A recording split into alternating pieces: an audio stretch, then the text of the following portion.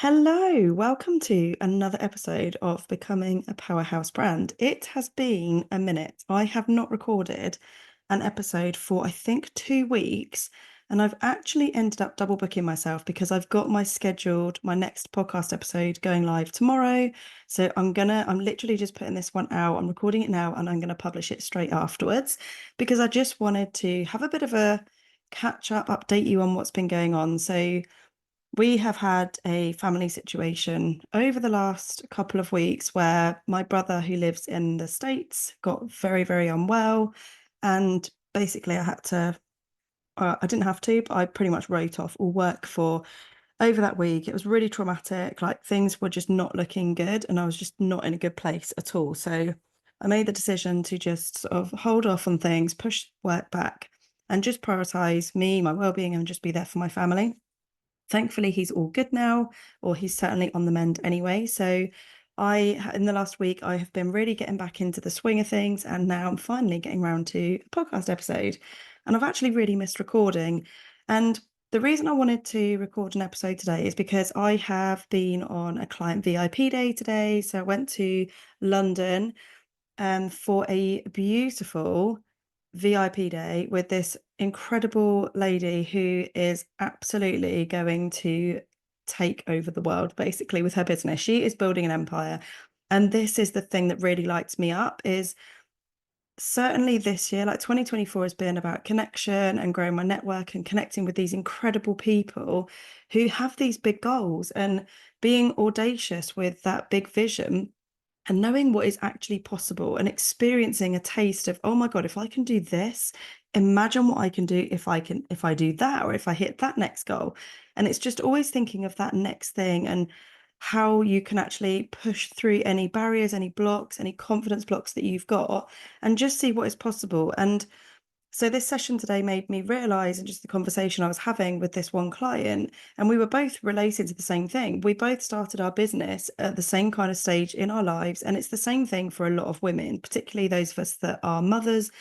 We go from having that security of our financial freedom and independence with a job, and for a lot of people, it can be a very well-paid job. You literally give that up, and your body changes. You have all these hormones, like all of this stuff is going on, and you've got this massive transformation to go through as a woman in a very short space of time. And actually, that is a lot for one person to deal with. So when you add on top of that the fact that you can't go to work, the fact that you're not earning what you were earning, the fact that you have to rely on somebody else or benefits or whatever it is to fund not necessarily the lifestyle you had before, but just to live, to survive. So it got to a point in my life where I was having to ask my husband if I could borrow money to go for a coffee or to buy food and all of this stuff. And as somebody that has always worked from the age of 15 for that financial independence, it just kind of went against everything in me, basically. So that was why I started my first business.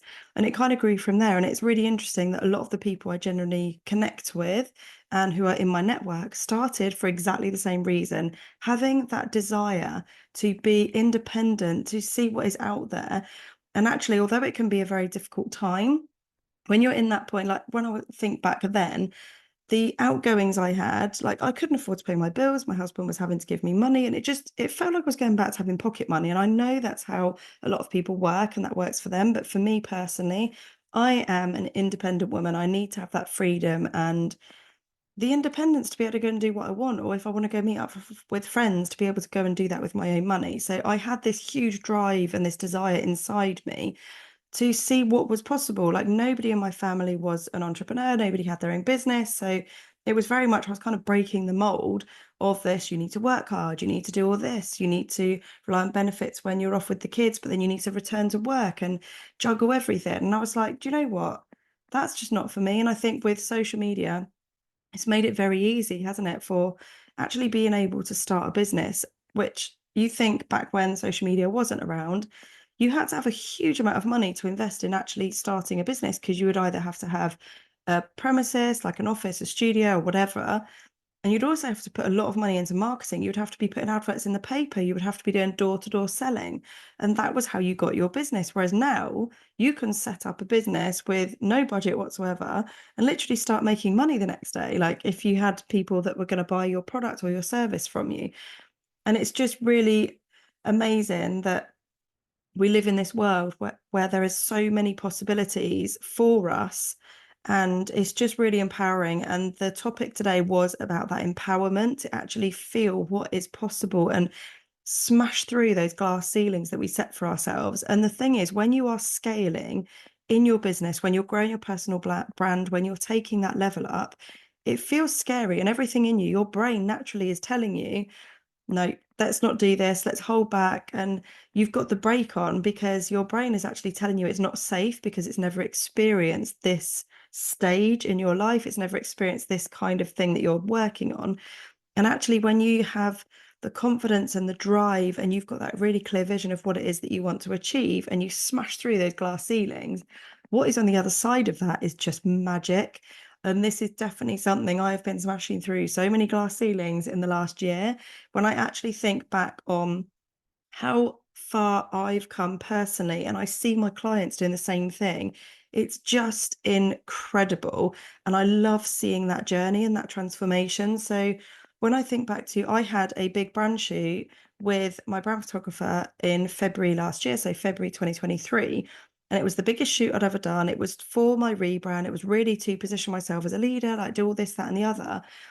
And I love those images. I still use them now. But when I look back on it, what I'm wearing, like how I was showing up, how I actually felt in myself, although I knew I was amazing at creating brand visuals, I hadn't at this point really been pushing the mentoring side of things and seeing what was possible and how I can empower other women or other business owners to actually scale their own business. So I was focusing all on the branding and all the website design.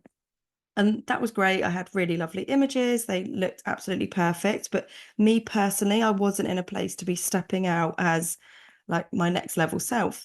And the journey that I've personally been on in the last year has, I literally feel like I'm a different person. And I know I've had comments from other people saying, like, you are just on fire. You're showing up with this energy. Like, I am just owning my truth. And I think I've been on this huge journey of self-development. And that's what I've been sharing, obviously, in my podcast episodes, is what I've been doing to actually identify who I am, what my purpose is, and showing up in a way that is totally authentic and true to who I am. And this is the power of building your brand, because you don't want to be playing it safe. You don't want to be putting content out there that you think, oh, okay, that kind of speaks to everybody, that covers all bases, and I can promote this one offer and speak to all these people, because if I make it too niche, I'm going to miss out on these people. What you want to be doing when you're building as a brand is actually speaking to that one person, that absolute dream client, because what is going to happen is you will then be magnetizing those dream clients to you, but you'll also be pulling in other people that share the same values, that are feeling that message that you're putting out there, but you'll also be repelling those that are completely not in alignment to where you're at and they don't get your message. And that is the power of brand, because actually repelling people, maybe even triggering people that are going to want to unfollow you or argue against you, to some respects, this is how you can create a strong brand and stand out as an authority in your industry, because you're actually owning your power. You're actually showing up with your expertise, because you know your truth, you know what is important to you, you know your beliefs, you know what is going to help your audience, what helps your clients, and you show up owning that message. And this just means that you are already going to be standing out in your industry and owning your truth and really stepping into that next level self. And I think when it comes to building an authentic brand, it's about being you. And if you are somebody that, if you were in a group, like in a pub or something with a group of friends, you need to be showing up as you would do in front of those friends. Like, what kind of things would you be saying to them? How would you be showing up? How would you be getting your point across in a bit of a debate with your friends? It's the same with your messaging for your brand. If you feel really passionately about something, about a particular message, about what it is that you do, the service you offer, the thing that is going to help your clients to build a transformation or to level up or whatever it is that you help with, when you are actually showing up with that really clear message and almost creating a bit of a debate sometimes, that is the power of your brand. And when you are putting wishy-washy content out there that is kind of speaking to everybody, you're actually speaking to nobody. And you will find the content where you're being really on it and perhaps even slightly triggering.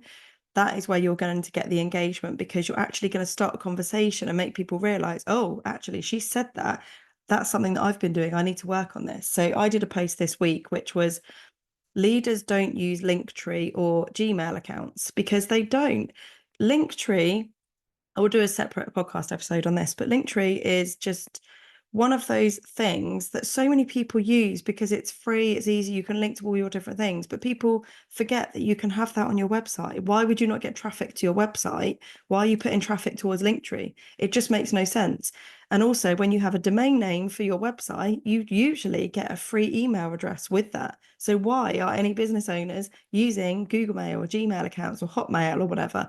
It's just not professional. And I'm all about helping you to stand out as a leader, to stand out as a professional business, so that you're going to attract people that are willing to pay higher ticket prices because they know that you are a leader. They know that you're going to be able to help them with this transformation and you are an expert in your field.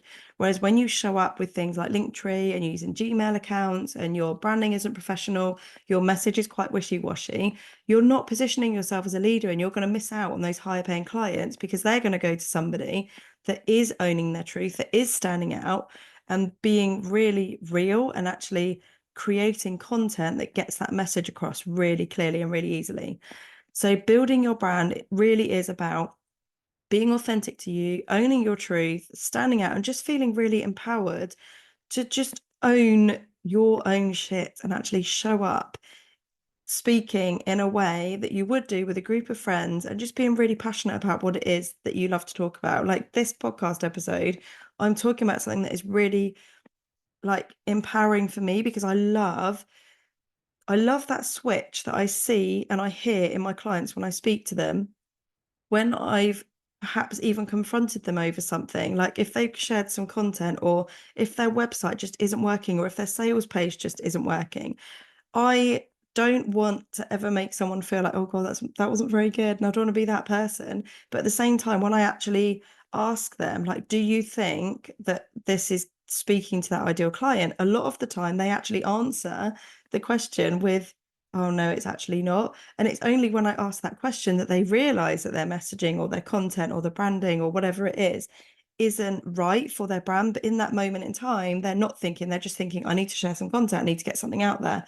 Whereas actually, when I confront them about it because I can see that it's not speaking to them, that is when they make the changes. And it's exactly the same as this episode. So I want people to be listening to this and think, actually, yeah, I'm being way too safe. I'm being too vanilla with my content.